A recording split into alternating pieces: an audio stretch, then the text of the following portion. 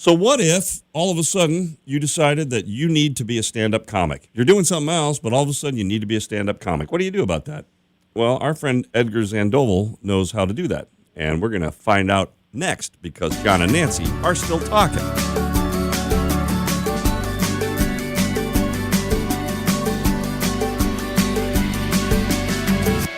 All right, we're joined on the podcast today by our good friend Edgar Sandoval, who you will probably know, at least in Central Illinois, from television. Edgar was with WEEK television on the news there and being a reporter. For how long, Edgar? How long were you at EEK? Honestly, I was only there about 18 months. Well, and he was on MBD, too. Oh, he you was were on on MBD as well. Yeah, because I worked with That's where Nancy and I worked together. Oh, yeah. We okay. worked together at WMBD TV for a while. So Edgar was on television locally for a while, and then he did what all the great Peoria area television personalities do. They go to work for Caterpillar or OSF, one Eventually. of the two. I mean, you had a little bout where you did go out to California, and you worked out there for a bit in TV. In between, so I was at WMBD with Nancy, and we worked some weekends together. That was always fun. And then KSBW in Salinas, Monterey, California market, and then back to WEK. Outstanding. So you're out in Salinas, and you're hanging out there, and it says here on your bio that you decided to do a comedy night in Dallas, Texas, for some reason. What was that story? Night, Yeah, so I was traveling for work, and I saw they had an open mic, and I jumped on, decided to do it. And it didn't go well. It was really not good. And I thought, okay, well, that was an itch that I scratched, and didn't think much of it. I mean, always wanted to do it. So I thought, okay, check that off. So on that, I'm going to say Edgar has always been a performer. Like, even when we were doing TV news, you were always really creative in doing these features, but it was like a lot of like the performance, the theater of it. Wouldn't you agree, Edgar? Oh, absolutely, Nancy. And I loved doing those features. Stories about guys picking up a second job, picking up dog poop, stories about dry cleaning. Those kinds of stories, were always fun for me. And I think this was just a natural progression. The old Hubcap House, that was, all those stories were so much fun for me. And this was, like I said, something I'd always wanted to try. But I speak from experience because I worked as a stand-up comic for a while. Now, I worked as a stand-up comic in the 80s, so it was really hard to make a living. There was no place to play. I mean, when I was doing stand-up, there were two comedy clubs basically in Chicago. There was Zany's downtown, and there was Who's on First in Elmhurst. And those were the people that would actually pay you to be a comic. Most of the time, we were opening for bands. It was at colleges. It was really hard. It was hard to do. It's but as Edgar will tell you now, so you did your open mic night, you did your comedy thing. There's nothing harder than stand-up comedy, is there? No, it's pretty tough. Back to like what Nancy and I did in the news. When you present the news, whether you're anchoring, reporting, or whatever, how it's perceived is just how it's received. When you do a stand-up, if you're not doing well, and you know right away it's not doing well. Immediately. I know, right away. I always say that people in any kind of broadcasting, on the radio or television or anything, you should do about a solid couple of months as a stand-up comic because it changes your perception of your audience. And the thing is that you learn more from bombing than you do from doing well. Honestly, it's one of those things where. And how do I re-engage the audience? Yeah. What material do I need to go to next so that, this isn't a really painful, 15 or 20 minutes depending on the night. Yes, so that's very true. You do learn more that way. So Nancy and I learn from bombing every morning. Yeah, we do, actually. So after your first mic night went pretty awful, and then you said you waited like 6 years before, and then what changed? Because that's what I find amazing. Like, we're in the same age range, but this is kind of like a second career for you, or I don't know. Like you're like later in life, you're like, I got to do something different. Like, what happened that you got back into it? Yeah, so I'd seen the ad for the contest at the Jukebox Comedy Club. Dan Conlon holds a contest every year, and I just wanted to do it. I mean, I always wanted to do this, right? But it was one of those things where the timing was never right. And I did the contest, and I did okay. But it was just one of those things where I enjoyed it. I thought, okay, well, I'll start going to open mics and start doing that, and then started, getting some spots on some showcases, and then all of a sudden some guest spots for touring comedians, and then eventually featuring. So it's a progression where if you keep putting in the work and you keep working on the material, good things will happen. And the thing is, people don't get, you do a joke once, and that's not it, right? Like, you have to keep working through it and reworking it and seeing how people react and working through the timing. And so to really develop, 5 minutes, 10 minutes, 20 minutes, it takes a lot of time. It's not just you do it once and it's done. I mean, yeah, I'm sure there are, brilliant comedians who are able to, knock it out pretty quick like that. But, I mean, I think for most of us, it's just a matter of working through it. We're talking with our friend Edgar Sandoval, who was local TV here in Peoria, and then was TV out in California, and then all of a sudden decided later in life to become a stand-up comic. And I just want to know, Edgar, how bad was that first open mic that it kept you away from comedy for 6 years? It was pretty rough. I don't think I understood. I mean, I have the story. The story I did was I was on a different work trip a few years before that, and I was in Mexico, and we were coming back the next day after our shoot, and they scanned my passport, and all of a sudden, and this is true, lights start going off and sirens start going off, and all the screens in the hallway to America are blinking with the words "armed and dangerous." Whoa! And yes, this is for real. And so the officers, they'll swarm me. They handcuffed me. They took me out back. They were interrogating me for more than an hour, and so it was very painful at the time. But eventually, it was like, I want to tell this story, and I want to tell the story on stage. And yeah, it didn't go well the first time, but eventually that became a bit that I did, so I could kind of work through some of that. Gosh. Did you ever find out who the Edgar Sandoval they were looking for was? Mm-hmm.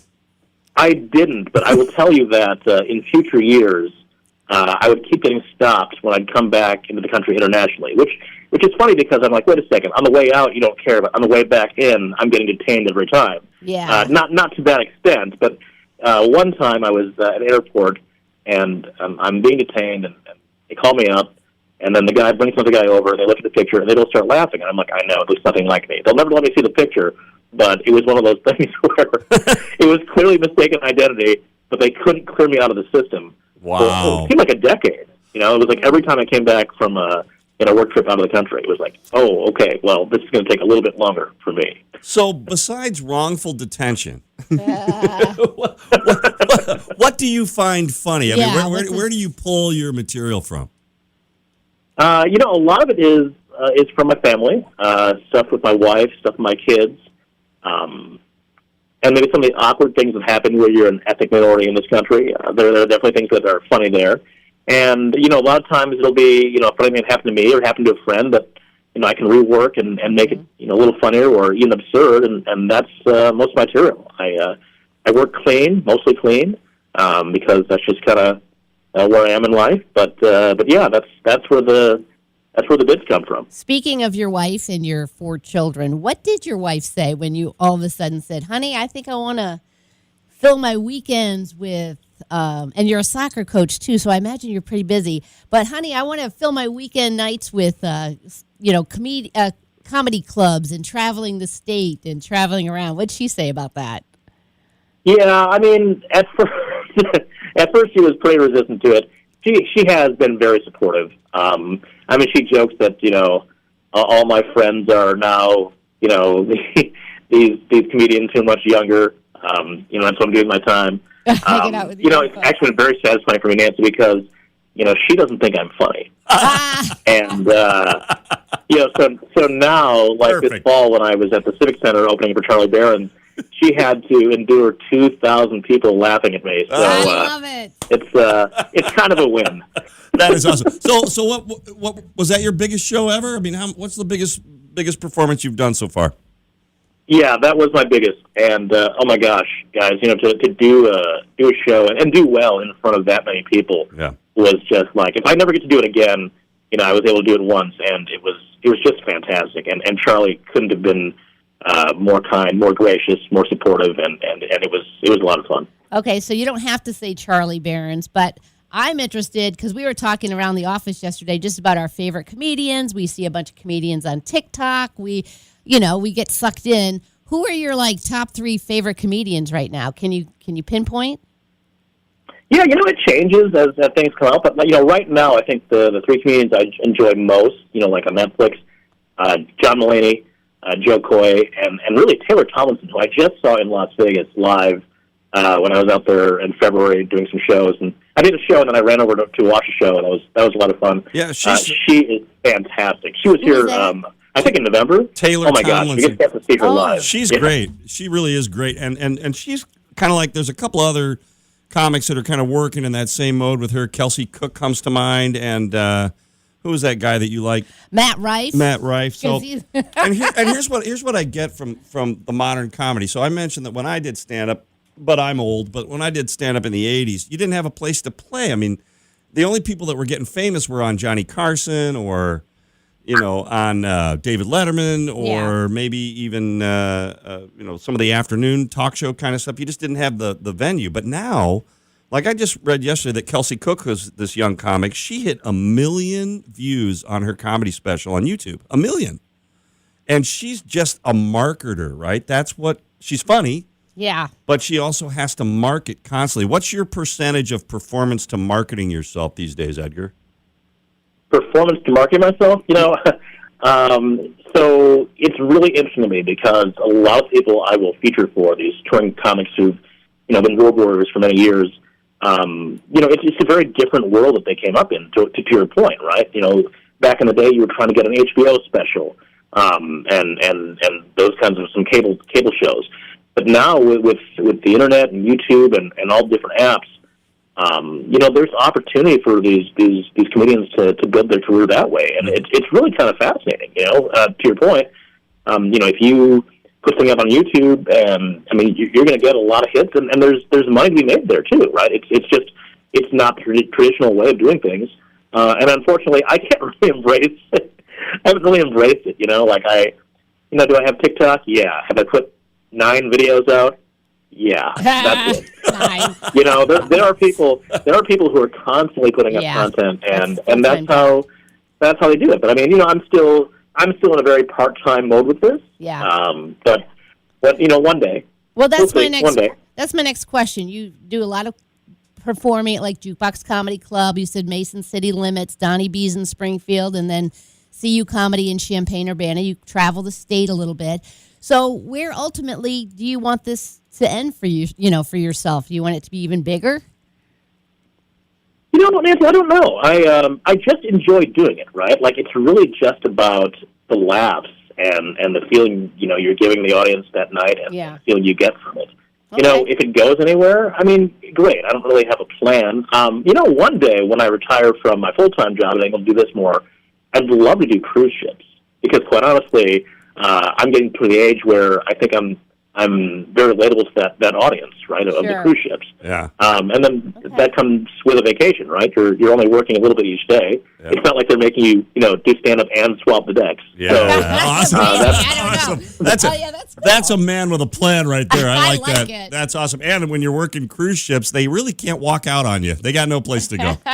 No, they're kind of stuck. Right. They're a captive audience. That is awesome. Edgar Sandoval, thanks for spending us a couple of minutes. Where are you playing next? You got anything on the horizon locally?